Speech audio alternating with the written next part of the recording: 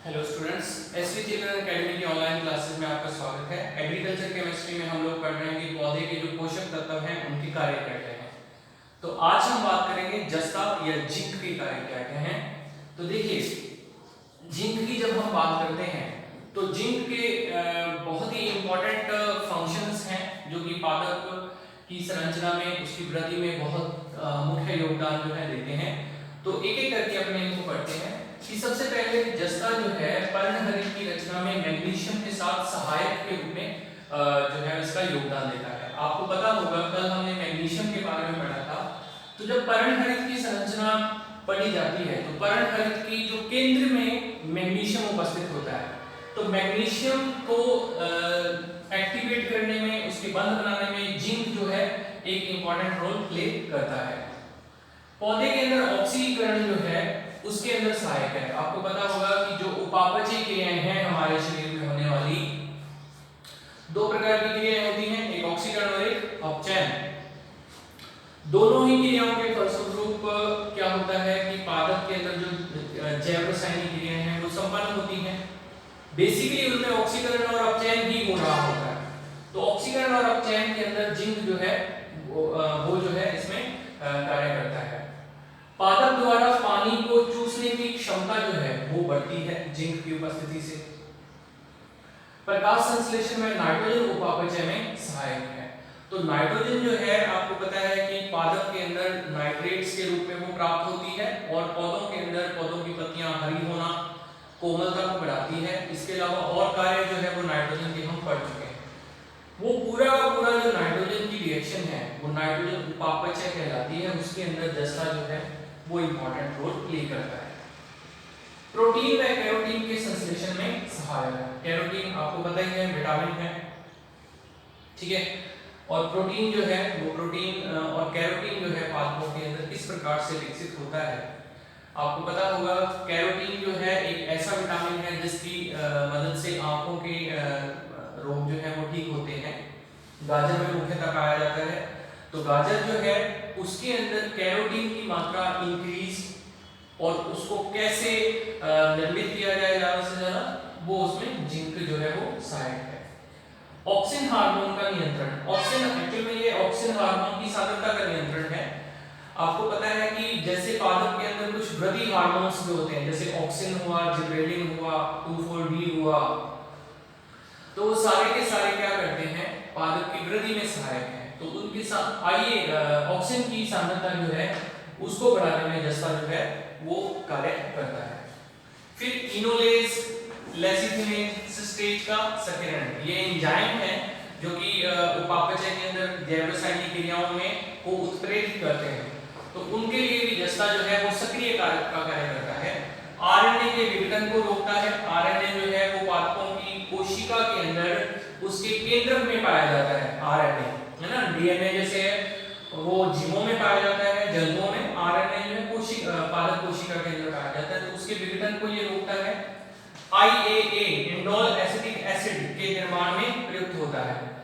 एल्डोजेज एक शर्करा है, इसके निर्माण में भी ये सहायक होता है। तो जस्ते के काफी सारे कार्य हैं। इन कार्यों में आपको एक तो ऑक्सिन वाला जरूर याद रखना है कि ऑक्सिन के सांद्रण के नियंत्रण में जस्ता जो है वो इंपॉर्टेंट रोल प्ले करता है। और इसके अलावा आपको इसमें आईएए के बारे में याद रखना है। आरएनए का विघटन जो है वो भी इंपॉर्टेंट है। मतलब सारे इनमें बहुत सारी प्रॉपर्टीज होती हैं, उसमें 2-3 इंपॉर्टेंट होती हैं, उनको आपने याद रख लेना है, ठीक है भाई। तो जस्ते के बाद में हम लोग तांबा जो है उसके कार्य के बारे में पढ़ेंगे कि तांबे के कार्य कौन कौन से।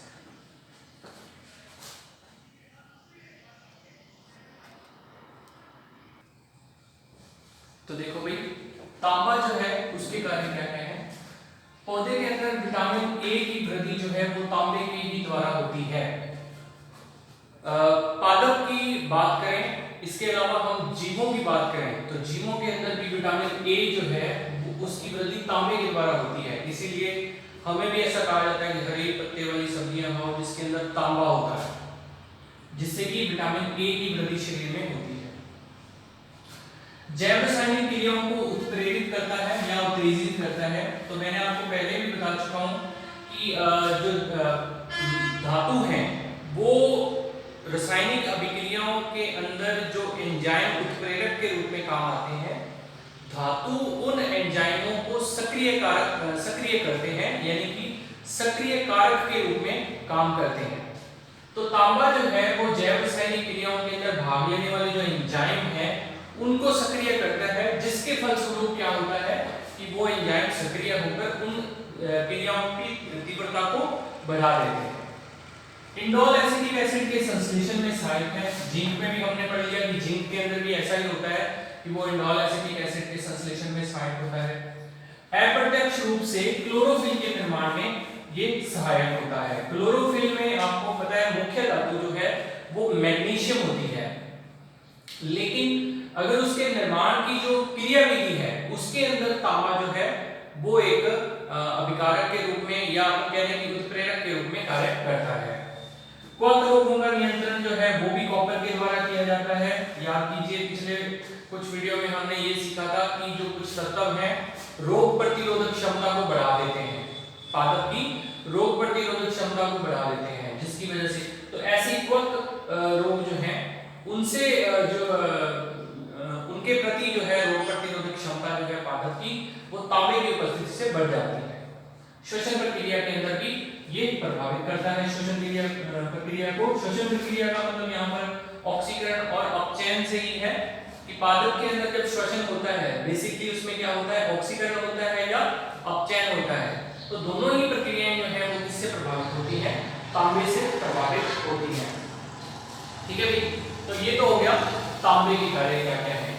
अब तांबे के साथ साथ ही एक और एलिमेंट है बोरॉन। तो बोरॉन के बारे में भी हम पढ़ लेते हैं कि बोरॉन जो है वो उसके कार्य क्या क्या है, बोरॉन के कार्य। ठीक, बोरॉन आपने आवर्त सारणी में पढ़ा होगा कि एक एलिमेंट है ना, लिथियम बेरिलियम बोरॉन 5 नंबर पे आता है जो। तो इसमें देखो बोरॉन का पहला कार्य जो है वो कैल्शियम के अवशोषण में ये सहायक होता है। ठीक है, कैल्शियम के अवशोषण में सहायक है। ये सारे के सारे एलिमेंट जो है दूसरे तत्वों के साथ इनकी क्या अभिक्रिया होती है उस आधार पर उनको अवशोषित करते हैं या फिर उनके निर्माण में या फिर किसी और अभिक्रिया में भाग लेते हैं। तो बोरॉन जो है वो कैल्शियम के अवशोषण में सहायक होता है। इसके अलावा ये कैल्शियम और पोटेशियम के अनुपात को नियंत्रित करता है। ठीक है, कैल्शियम और पोटेशियम का जो अनुपात है पादपों के भूमि के अंदर उसको ये नियंत्रित रखता है।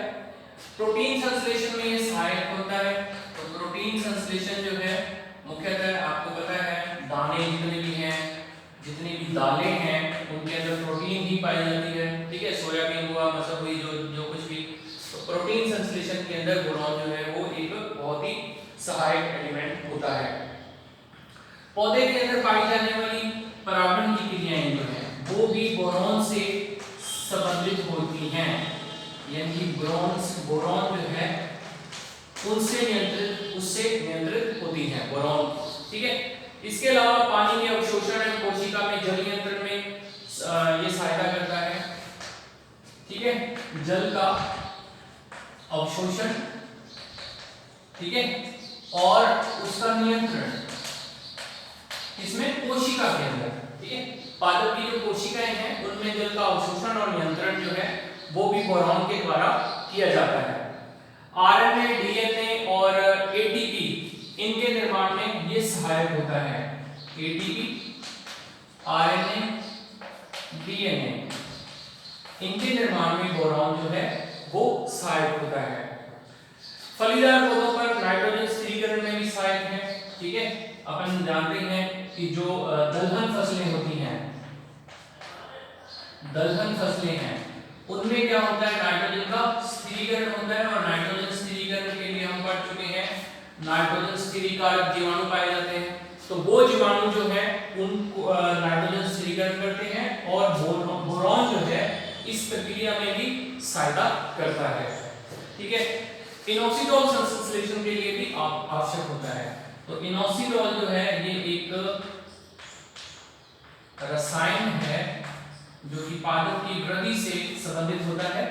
इसके निर्माण में भी बोरॉन जो है वो काफी सहायता करता है। ठीक, एक चीज और, जैसे अभी हमने दलहन फसलों की बात करी, तो दलहन फसलों की जब बात होती है तो एक जीवाणु है जिसको पढ़ा जाता है, वो कौन सा है, राइजोबियम जीवाणु। तो राइजोबियम जीवाणु जो है उसके लिए भी बोरॉन जो है वो एक आवश्यक एलिमेंट होता है, यानी कि राइजोबियम के पोषण के लिए बोरॉन जो है वो एक आवश्यक एलिमेंट के रूप में कार्य करता है।